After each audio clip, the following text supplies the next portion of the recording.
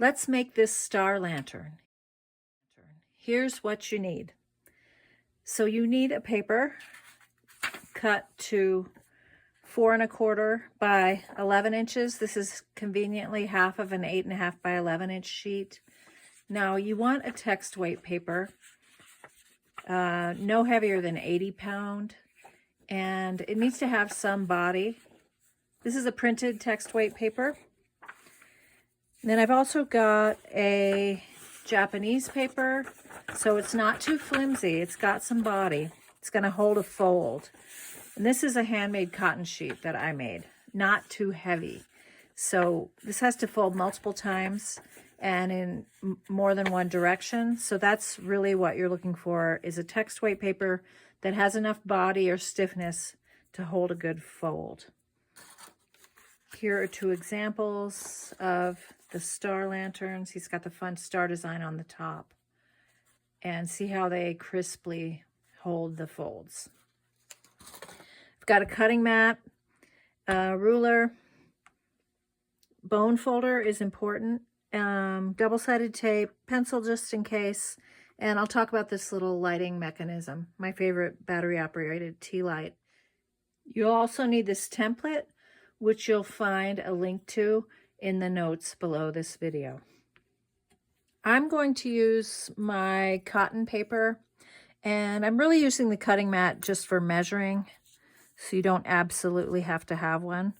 But the first thing I'm going to do is accordion fold this, but I need to set my hinge, which is 1/4 inch. So I am going to score that just to make it really obvious to fold. And that is the hinge that will be taped at the end. Now, I'm going to show you how I accordion fold, and I'm going to leave that folded down, as you see. Now, this would be the front side of my paper if it were decorative. So if you have a decorative paper, have your front up, hinge folds down. And then I'm going to take that folded edge and fold the sheet in half. So the folded edge goes right up to that loose edge. Use my bone folder to crease that fold. And now I've got a mountain, and I'm going to take that mountain in the center, fold it up to that loose edge, and I'm going to take my folded edge, always leave that folded, and go right up to that same fold. So I'm creating stacks, and now I've got 4 panels in my accordion plus this little seam. Okay, so now I'm going to flip it back over where I have 2 mountain folds. So a mountain fold looks like a mountain, and this is a valley fold. I want all mountains, so I'm going to reverse my valley so that I have all mountains. And I'm going to do the exact same thing. I'm just doing it more times now. I'm going to take this mountain up to that edge, the second one that I reversed, stacking them nice and neat. And this is going to make really even accordion folds. Take the third one, and then my final edge has that seam. I'll take that right up to there too. I'll reinforce those folds. And now I have 8 panels plus my seam. I'm going to do the same thing again. I'm going to reverse all of those folds. Now, sometimes I do that as I'm folding, but now they're all more or less reversed. And I'll take the first one,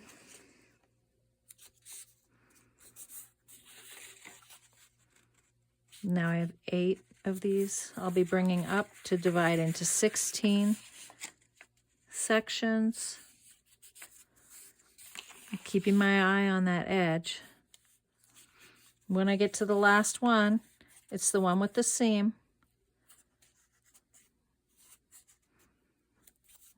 I'll fold that, and I've got a nice, neat stack of 16. Okay, so now we're going to open this the same way, okay? So here's my seam. I'm going to pull that, that's a mountain, out to the right, and I'm going to end up with a valley fold, like a V here on the left. Next, I'm going to take my template and score along each of these folds. And I'm going to place the bottom of the template at the bottom edge, and this fits exactly across 2 folds. And I'm going to line the center line up to the center of the middle fold. So these are all valley folds that I'm doing this across. And this could vary a little bit depending on your paper and your folding. So if your template is too big or too small, I would recommend centering the point along the fold, and then you could trim your template if it's too big. So I've got the bottom edge lined up, and you're going to use a bone folder to score along what I'm calling a rooftop. Now I'm going to draw it with a pencil so you can see my lines, and I'm going to press hard so that I score at the same time. You could do this as well for your first one.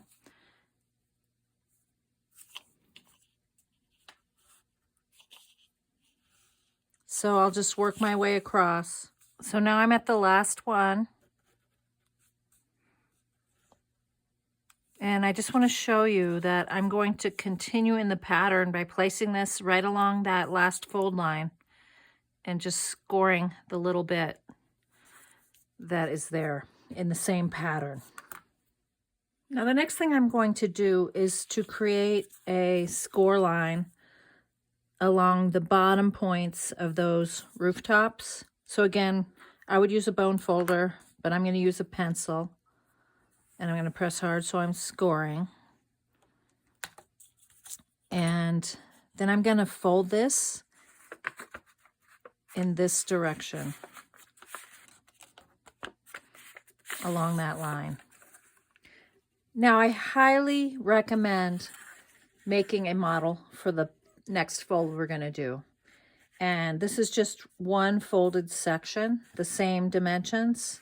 So this is the width of the template. I drew the rooftop. This is folded in half the same way as this leftmost piece. And I've got my scoring in place. And what you're going to do, so that's folded down, just like I folded this. This is a valley already. And I am going to crease and make these valley folds along the rooftop. And I'm going to pop that in. So it's hard to say what I'm doing in words, but this valley changes to a mountain here and then a valley again. And then I've got a mountain across here and everything else is a valley. And once you get this, you get it. This is how it looks from the side. And that's how it's going to travel around the whole thing. So next I'll take my real piece, and again I'm going to crease these 45-degree rooftop angles into valleys. I'm going to take this valley that's already a valley, press this valley together, and pop that into the fold. And then here I am again with another valley. I need to reinforce or pre-fold. So you can pre-fold these as you go, or go ahead and pre-fold all of them. Pop in, and then that one's gonna pop. So you're popping this in. And we're creating this form over and over again. It really helps to reinforce that fold right into the point so that it pops in correctly. And then I'll just continue working my way down. Now as you go, make sure this fold is folded over, because that can throw you off if it's not. I went ahead and pre-folded the 45-degree angles, so these are popping into place. If you have the fold right at the rooftop, these mountain folds should line up directly with the top. So when I get to the end, this last little piece folds in the same way and is going to tuck in like this. So that's my fold. It might take you a few minutes to get it, but once you get it, hopefully you'll get it. And then we're ready to assemble the lantern. Now the last thing I'm going to do is tape the hinge. And you can see my, that I don't have quite an L shape. This flared up a little bit. And that's okay because everything is stacked the same. But that's just a variable that you might have. Yours might be perfect. It might flare up a little. It might go down a little. But when I bring this into the round, they're going to match. That's what we want. And I'm going to take my double-sided tape. I have 1/4-inch double-sided tape. So if your tape is wider, you might need to trim it. Mine's the exact correct width for this hinge. I'm going to put it right along that seam. So that's that shorter seam. Trim it. And then I'm going to put a little piece here. This is still the seam. See that? That's a 1/4-inch seam.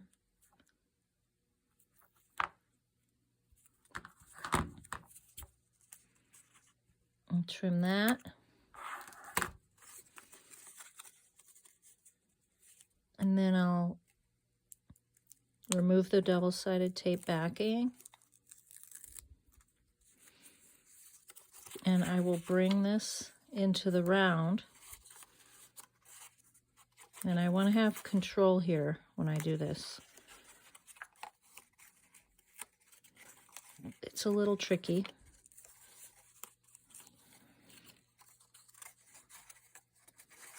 And I'm going to line this end up with this end, the corner.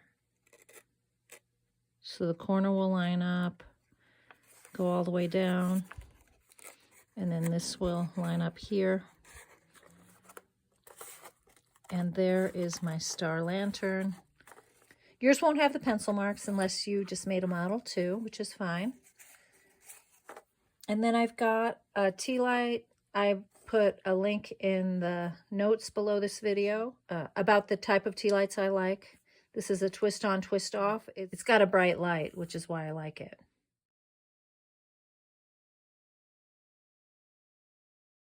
And if you love working with paper like I do, I run a membership program called the Paper Year online.